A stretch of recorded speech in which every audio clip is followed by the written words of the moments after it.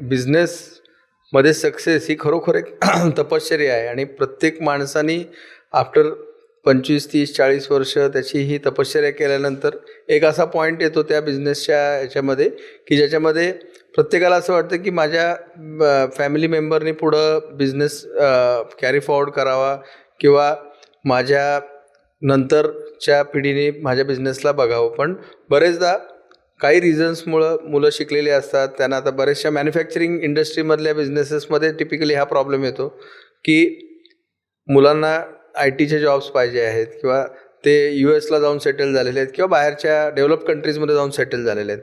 अशा वेळेला बिझनेस विकणं आणि तो चांगला असताना विकणं म्हणजे सर्वात महत्त्वाचं आहे की तो चांगल्या परिस्थितीत असताना विकणं हे सर्वात महत्त्वाचं आहे. समजा तुम्ही बिझनेसमधनं 6 कोटी 7 कोटी कमवत आहे तर तुम्हाला 50 कोटी मिळू शकतात. 7 ते 8 टाइम्स तुम्हाला त्या बिझनेसच्या ऑपरेटिंग प्रॉफिटच्या मिळू शकतात.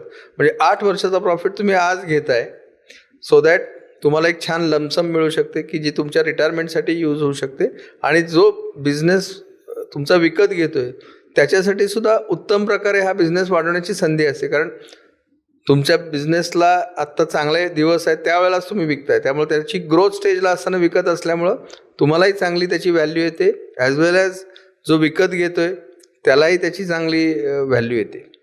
हे कधी करावं तर जर समजा तुम्हाला ॲट द एज ऑफ 65 तुम्हाला रिटायर करायचं असेल, एक्झाम्पल म्हणून सांगतोय, तर तुम्हाला साधारण 58-59 पासून तुम्ही स्टार्ट करायला पाहिजे. कारण ही प्रोसेस खूप मोठी असते, लेंदी असते. त्यामुळे 1 ते 2 वर्ष तुम्हाला तुमच्यासाठी राईट फिट बघण्यासाठी सुद्धा लागू शकतात. कारण तुमचा बिझनेस तर तुमचा रेग्युलर चालू आहे, तर अशा सिनारिओमध्ये तुम्हाला 1-2 वर्ष असं सुद्धा असू शकतं की तुम्हाला 2 वर्ष बिझनेससाठी राईट ॲक्वायरर मिळण्यासाठी जाऊ शकतात. अशा ह्याच्यासाठी कोण ॲडवायझर्स असतात तर अशा प्रकाराने ॲडवाईज करणारे जे लोक असतात त्याला इन्व्हेस्टमेंट बँकर्स असं नाव आहे. म्हणजे ज्याच्यामध्ये अशा प्रकारच्या मर्जर्स अँड ॲक्विजिशनच्या ट्रान्झॅक्शन म्हणजे काही लोक आम्हाला अप्रोच करतात फॉर ॲक्वायरिंग बिझनेसेस, त्यांना ॲक्वायर करायचे असतात बिझनेसेस, आणि काही लोक म्हणतात की मला सेल करायचे आहेत. अशा दोन्ही प्रकारच्या पार्टीज याच्यामध्ये इन्व्हॉल्ड असतात.